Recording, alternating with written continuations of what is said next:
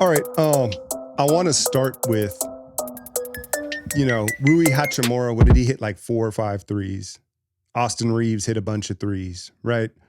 And night in and night out, we hear from Fitz and the local telecast, like, oh man, what was it? Who was it in Indiana? McConnell hit three threes in that third quarter, right? This is no longer a coincidence. This is not a coincidence, right?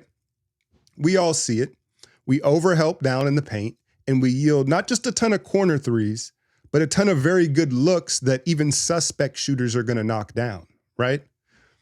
The root of that is playing too small, right? We're overcompensating that we have to help on almost every basket drive, right? Now we get into the Steve Kerr dilemma, and I know a lot of you are going to want to blame everything on him. There's plenty of blame to go around, right? But it was interesting because I was listening to the last Warriors Plus Minus and Anthony Slater and them, and they were indicating how we know this to be true if you think about it, right? But they were like, hey, every offseason, every time we're talking about a potential move, it's like, but is Steve going to play him? Does he fit what Kerr wants to do and Kerr's idea of this thing, right?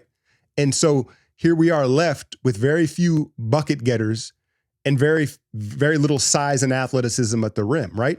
The guys that you can get to fit what Kerr wants to do in this system are all smaller guys, right?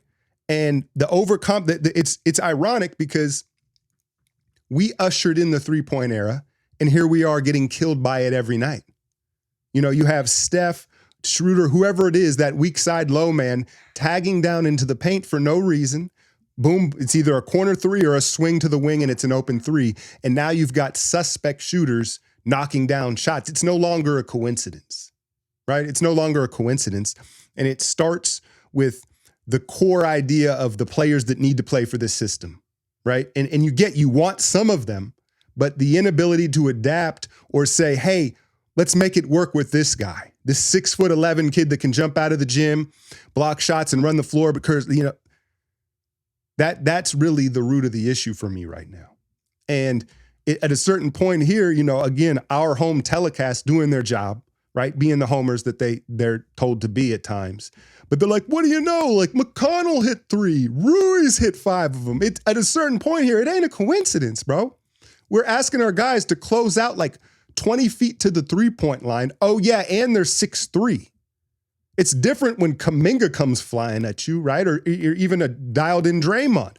When you've got these little guards flying at you, we don't create any type of reasonable doubt in the offensive shooter, right? Like that part of when you're shooting, when you're open in the corner, and all right, this might get swung around to me, and you're gauging who's coming out to contest that, right? And even take Cam Reddish, who is a bum. He's a bum, right? But he serves as, he can defend, right? If hey, Cam Reddish is going to come off the dunker spot out to the corner at me, that changes the speed and rhythm of your shot and just your confidence in your mind. Now it's Schroeder, it's Pods, it's Steph. Steph's doing this. Steph's like, he looks like he's at a concert when he comes out to close out, And so it ups the confidence level of these suspect shooters.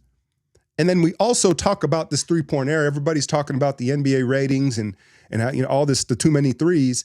The thing that I've noticed is now the suspect shooters, even 5-6 years ago, this wasn't the case, right? Where you were like, oh, like take Kuminga. Let's start with Kuminga, right? Where you're like, okay, he's trying to develop a three ball, and sometimes he hesitates, sometimes he takes it confidently, like, you know what I mean? In today's NBA, you can see the message in 99% of these organizations with their coaching staff to the players is they're like, hey, let that thing fly. They're giving the green light to everyone and anyone, right? They're like, we want you to shoot the three. And so that in turn is making these guys that don't, they're suspect shooters. You leave, if you don't put any doubt in their mind on the floor, they're going to knock them down. The holidays are here, y'all, right? Gatherings, gifts, events. I think everyone's expenses go up around this time of the year. And that's why it's so important to have good credit. And that's where Kickoff can help a lot of you. Now, their most popular plan is just $5 a month. And it's not a credit line to spend on. It's a credit line to build your credit. You set it to auto pay. You pay the $5 each month, and you just watch your credit history build up. If you have credit under 600, you can jump like 28 points in the first month. Cancel anytime. It's got over 100,000 positive reviews on the App Store, and you can download it and get started in just minutes. Now, my daughters use this as young adults to start to establish their credit without the temptation of a department store card or something like that, right? So worry less about your credit and enjoy the holidays more with Kickoff. For a limited time, get your first month free when you go to getkickoff.com/alchemy. Hurry and get that first month free from Kickoff. That's without the C, KIKOFF.com/alchemy. Must sign up via kickoff.com/alchemy to activate offer. Offer applies to new Kickoff customers first month only. Subject of approval. Average impact of 28-point increase in first month based off Equifax Vantage Score 3.0 changes for Kickoff customers with starting credit below 600 who made the first on-time payment between January 21st and March 2024. Payment and credit activity outside of Kickoff can have an impact on your credit. Terms, conditions may apply. Offer subject to change. Individual results may vary. And I'm tired of talking about, oh, they just were hot from no. If you look now, we're just giving up way too many threes. And we're not putting any doubt in the mind. And that's at the rim as well. Now, Trace has been starting to block some shots, but he's not playing enough when it matters to be that rim protector. We need another one.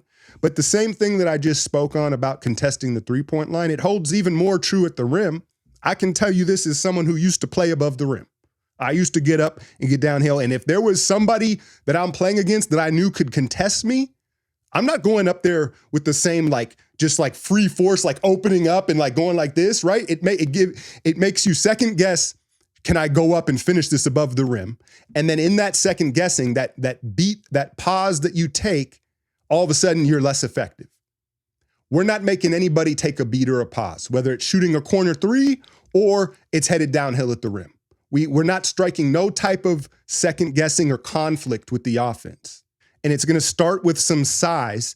You get some size in the front court and some actual rim protection. And now you tell Pod, Steph, Schroeder, hey, stunt at the big. Here's the thing, right?